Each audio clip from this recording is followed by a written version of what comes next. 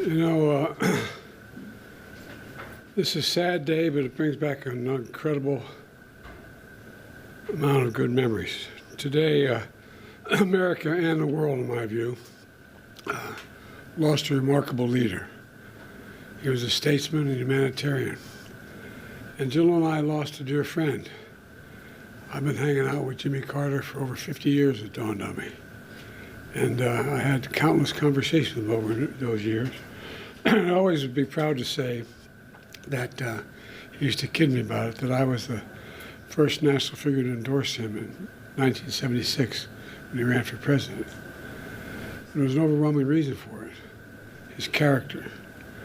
What I find extraordinary about Jimmy Carter, though, is that millions of people all around the world, all over the world, feel they lost a friend as well, even though they never met him. And that's because Jimmy Carter lived a life measured not by words, but by his deeds. Just look at his life's work. He worked to eradicate disease, not just at home, but around the world. He forged peace, advanced civil rights, human rights, promoted free and fair elections around the world. He built housing for the homeless with his own hands. And his compassion and moral clarity lifted people up and changed lives and saved lives all over the globe. Jimmy Carter was just as courageous in his battle against cancer as he was in everything in his life. Cancer was a common bond between our two families, as in many other families. And our son Bo died. When he died, Jimmy and Rosalind were there to help us heal. Jimmy knew the ravage of the disease too well. He lost his father, his brother, his sisters to this terrible disease. So when Jimmy was diagnosed, we did our best to comfort him. We met with him down in Plains. We met with him. Anyway, we talked and shared our beliefs that as a nation, we have the talent. We have the talent and the resources to one day end cancer as we know it, if we make the investments. He believed that like I do. I'll always cherish having seen Jimmy and Rosalind Carter together. Theirs was a love affair of the ages. While we'll miss them both dearly, I do take some solace, and our kids were saying it, that they're united once again. We're going to remain forever in our hearts. But they're together again. The entire Carter family, on behalf of the world, the whole nation, we send our whole heartfelt sympathies and gratitude. Our gratitude for sharing President Carter with us for so many years. You know, Jimmy Carter stands as a model of what it means to live a life of meaning and purpose, a life of principle, faith, and humility. His life dedicated to others. You know, he was like my dad. He thought that, he said, Joey, a job's about a lot more than a paycheck. It's about dignity, your dignity.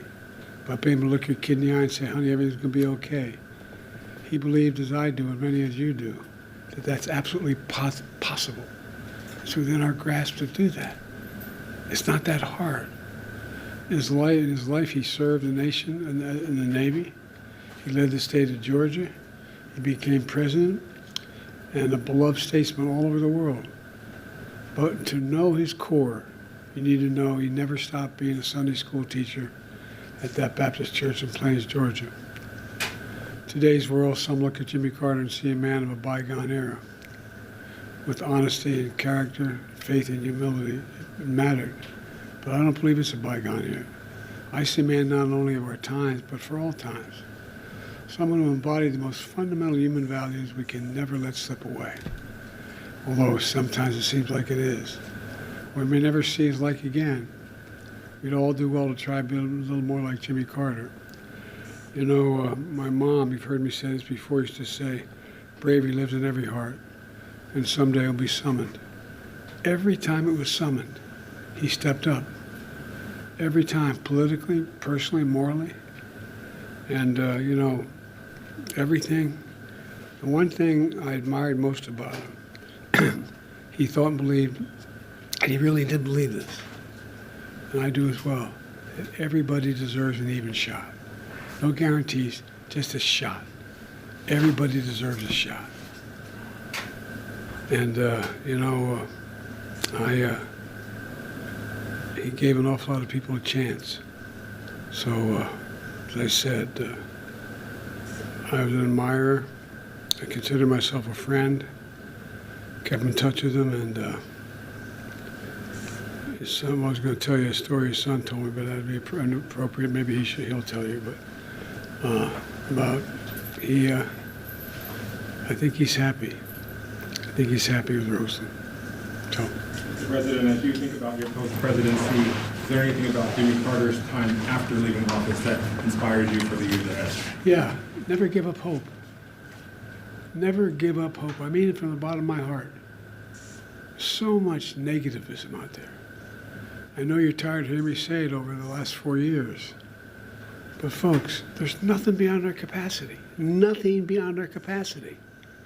If we do it together. And I mean it. I mean it. And he believed it. Sir, what is your fondest memory of Jimmy Carter? I have a number of them. I guess maybe my fondest memory of Jimmy Carter was when he grabbed me by the arm and said, I need you to help me in my campaign. And I said, I've only been around a couple years, Mr. Governor. He said, no, it'll make a difference. I said, I'm not sure it will. He said, no, it will. And when I endorsed him for president, I told him why I was endorsing him. And that it was not only his policies, but his character, his decency, the honor he communicated to everyone. And but he was also he and Roseland were very kind to Jill and me when we lost our son, Bo. They were there for us. And I don't know, I think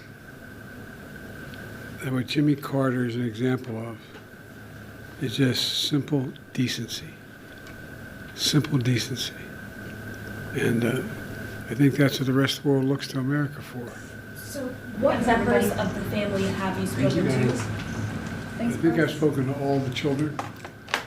Maybe some I just got off the phone with. I think there were, I don't know how many on the phone, but I think, and I've spoken to some of the friends of the family. They're helping with the services, and my team is working with his family and others to see to it that he is remembered appropriately here in the United States and around the world. There's a process we're going through that will take a little time to set up this. I announced earlier today we're going to do a major service in Washington, D.C. on behalf of it. But that's a formal procedure that's underway. So I'm sure we start talking a lot to the family between now and my main contact is Chip. Is there anything President Trump to take from President Carter? Decency. Decency. Decency. Everybody deserves a shot. Everybody.